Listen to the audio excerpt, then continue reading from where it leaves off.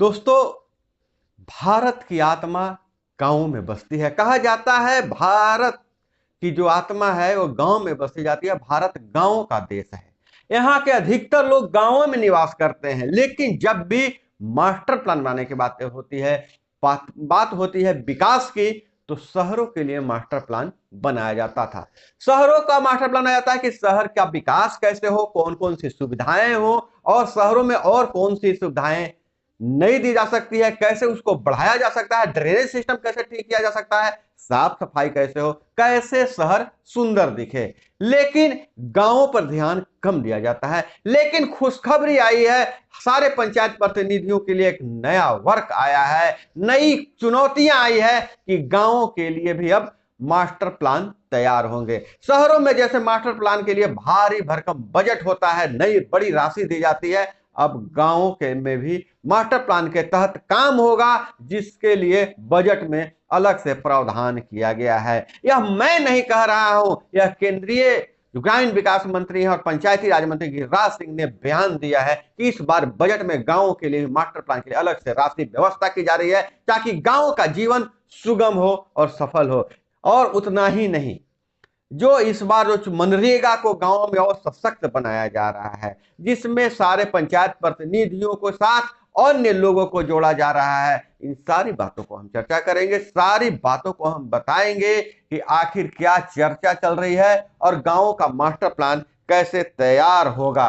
तो दोस्तों, आप वीडियो को बीच में स्किप नहीं कीजिएगा, अंत तक बने रहिएगा, क्योंकि यह बहुत ही गांव के विकास के लिए, जो गांव के बारे में सोचते हैं, गांव में क्या होने वाला है, उसके लिए यह वीडियो बहुत ही उपयोगी होने वाला है।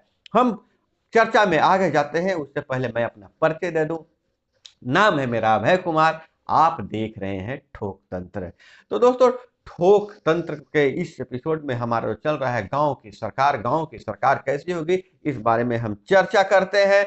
तो पहले देखते हैं मामला क्या है। पंचायतों के लिए बनेगा मास्टर प्लान। पंचायती राज मंत्री, केंद्रीय ग्रामीण विकास और पंचायती राज मंत्री गिरिराज सिंह ने कहा कि बजट में पंचायतों का भी मास्टर प्लान बनाने के लिए कहा गया है।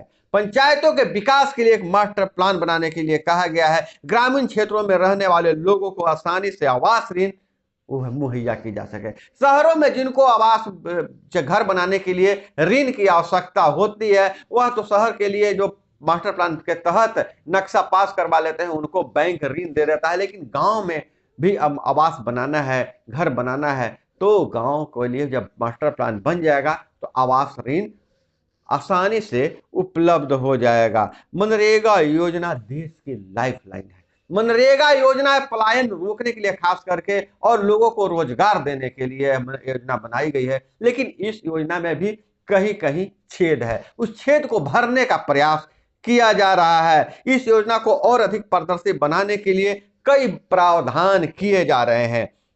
मंत्री जी ने रविवार को प्रदेश भाजपा कार्यालय में प्रेस कॉन्फ्रेंस को संबोधित करते हुए कहा है, क्या कहा है कि मनरेगा के लिए राज्य सरकार को पंचायत स्तर पर एक व्हाट्सएप ग्रुप बनाने का निर्देश दिया गया है। राज्य सरकार को निर्देश दिया गया है कि एक व्हाट्सएप ग्रुप बनाए, जिसमें चुनाव जीतने वाले प्रतिनिधि होंगे और चुनाव हारने वाले को भी रखा गया है।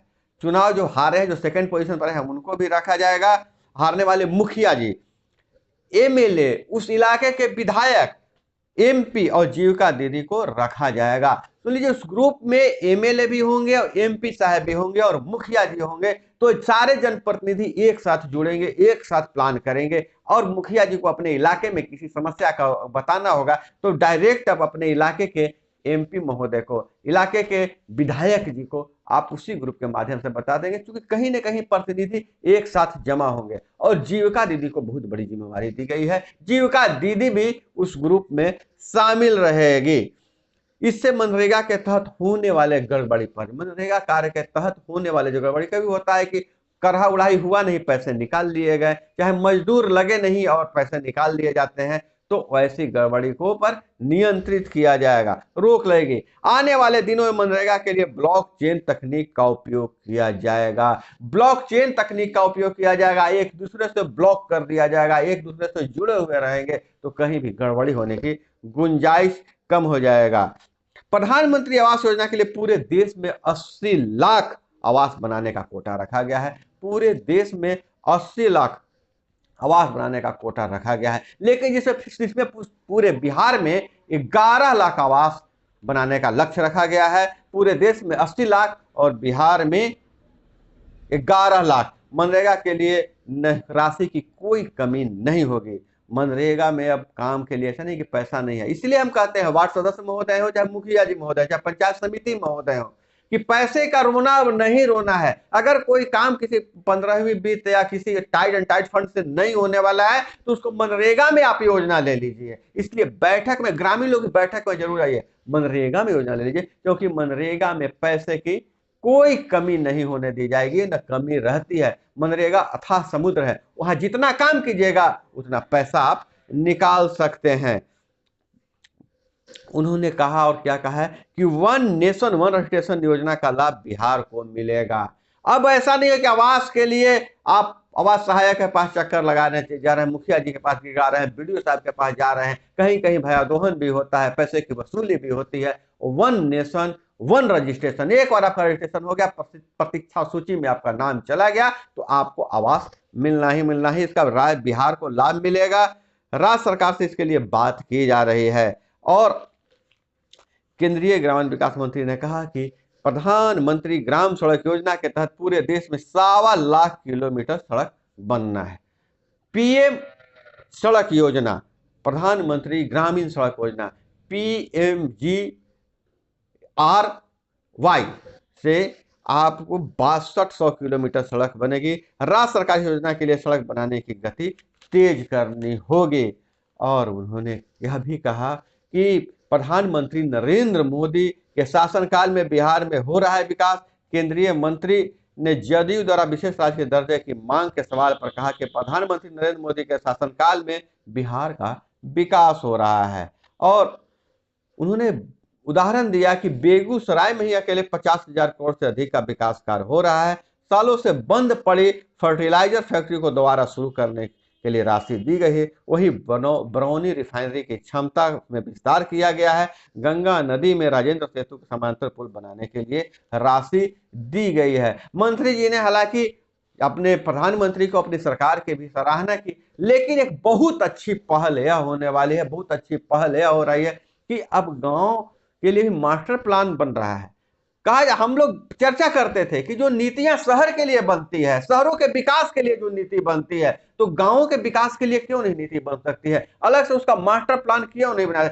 एक मतलब उसको कहा जाए कि बसाया हुआ एक सिस्टम के साथ गांव का विकास क्यों नहीं किया जाए? तो देखते हैं गांव में क्या है कि जहां मन हुआ इस बार योजना पास कर दिए तो इधर से नली निकाल दिए, उस बार योजना पास किए तो उधर से निकाल दिए, वहां तालाब खोदवा दिए, फिर समतलीकरण की बात आई तो समतल करवा दिए। नहीं, जो भी एक प्लान से होना चाहिए। मास्टर प्लान जब होगा तो ये होगा कि बिजली की लाइन, बिजली की पोल किस ओर से जाएगी, वाटर सप्लाई की लाइन कैसे जाएगी, और इंटरनेट की सुविधा कैसे होगी। इस पूरी तरह से एक प्लान के तहत गांवों का विकास किया जाएगा तो वास्तव में भारत स्वच्छ होगा, सुंदर होगा, और गांव भी स्मार्ट बन जाएंगे। स्मार्ट गांव बनाने के लिए गांव और शहरों के संपर्क जो दूरी है मिटने वाली है, और ज्यादातर लोग अब गांव में रहना पसंद कर रहे हैं। गांव में सुविधाएं अगर बढ़ाई जाएगी तो शहरों पर जो बोझ है, शहरों पर लोगों की आबादी का बोझ है, वो बोझ कम होगा। स्वास्थ्य सुविधाएं अच्छी होनी चाहिए गांव में, खेलने कूदने की, पढ़ाई लिखाई की सुविधा जब हो जाएगी तो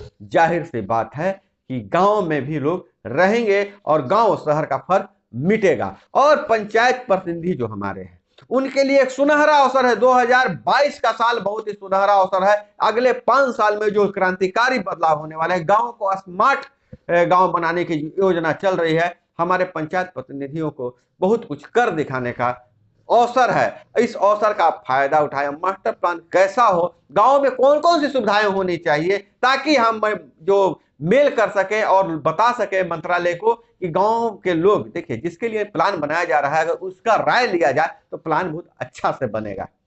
तो आप लोग कमेंट में बताइएगा कि गांव में सिस्टम से कौन कौन सा सिस्टम से मैं उदाहरण देना चाहता हूं कि अगर आप यह बताइए कि गांव में एक बड़ा नाला हो और सभी छोटे नाले को उस नाले में गिराया जाए। इससे गांव में इधर उधर जो जल विवाद होता है कि पानी मेरा खेत में गिरा दिया, इधर गिरा दिया, उधर गिरा दिया, विवाद नहीं होंगे। तो इसलिए इस तरह से भी कुछ मांग किया जा सकता है। आपके मन में क्या आइडिया है, कैसे मास्टर प्लान बनाया जाए गांव का, कैसे गांव का विकास हो, कैसे गांव को सुंदर बनाया जाए, कमेंट में जरूर लिखिएगा। 4 से 5 लाइन में, 10 लाइन में जरूर बताइएगा कि आपके मन में क्या आइडिया है गांव के मास्टर प्लान के लिए, गांव को सुंदर बनाने के लिए। तो दोस्तों, इस एपिसोड में, इस खबर में बस इतना ही। इसी तरह से खबरों के लिए जुड़े रहिए हमारे साथ। मिलते हैं अगले वीडियो में। जय हिंद, वंदे मातरम।